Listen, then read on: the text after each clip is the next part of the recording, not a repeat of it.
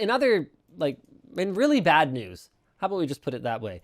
Yeah. TSMC will be raising their prices by up to 20%. This comes courtesy of Tom's Hardware and the Wall Street Journal. Yes, my friends, that is how mainstream this bad news is getting. World's largest chip maker to raise prices, threatening costlier electronics. This is not a threat. This is reality. This is just Yeah. happening. So 7 nanometer and smaller wafers will increase as much as 10%, while 16 nanometer and larger nodes will increase by 20% for all orders set to be fulfilled starting in December. But real quick, TSMC's, yeah, go ahead. I just said real like it's coming up basically now. Yep.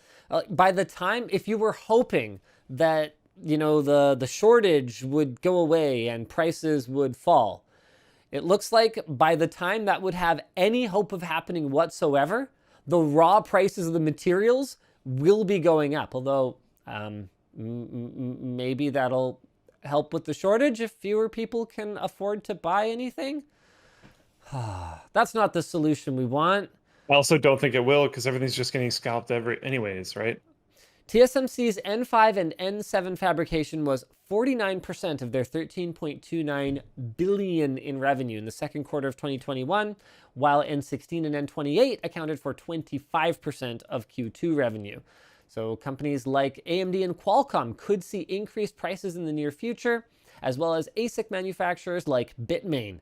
TSMC isn't the only one, though. GlobalFoundries, PSMC, SMIC, and UMC have all increased production prices recently, and you can bet that Intel, with the investments that they're making in new fabs right now, is going to be following suit, even as they get into the fabrication business and try to increase competition in that space. And the worst part of this, guys, is these numbers we're quoting you, 10%, 20%, you will be lucky if that's all you see in terms of end sticker price increase, because that ain't the way it works. Typically, just rough ballpark numbers, typically for every 1% that you increase the basic bill of materials cost of a product, you can expect to see about a 2% increase in the final end product.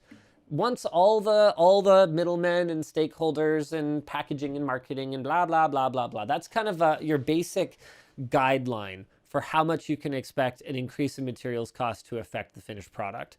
So that's rough, because a 10% increase in the cost of the chip that goes at the heart of your GPU means that you could probably end up spending, I would say, on like a high-end GPU, easily another $5,200.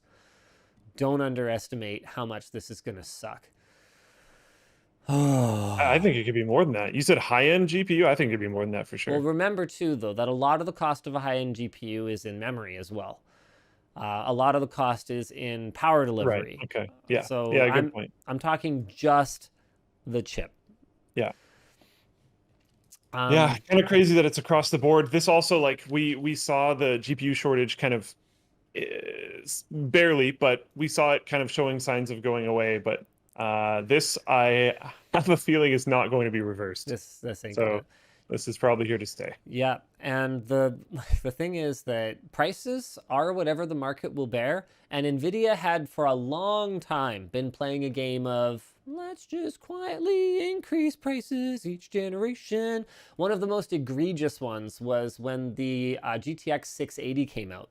If you guys recall, the GTX 680, it was actually priced very competitively compared to its predecessor, the GTX 580, or was it 580 GTX? I can't remember when they moved the things around, but it doesn't matter. The 680 sounded like a deal compared to the 580, except for one small detail. That's that the 680 used their, what was 680? Maxwell?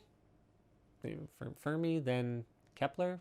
I don't remember. The point is, it used their next tier down. It didn't even use their largest chip, whereas previously, 8 class GPUs had always used their largest chip. So they were effectively selling you like a high-end rather than enthusiast-end GPU for the same price that the previous generation enthusiast one went for. It wasn't until we got the, I want to say 780, because the higher end 6 was 690, and that was a dual GPU chip. It wasn't until we got the 780 that large chip finally made its way into a consumer product, and by then they had managed to increase the price compared to the 580. So NVIDIA's been playing this game for a long time, but this pandemic situation, this shortage situation, has given them an excuse to just, skip a bunch of steps.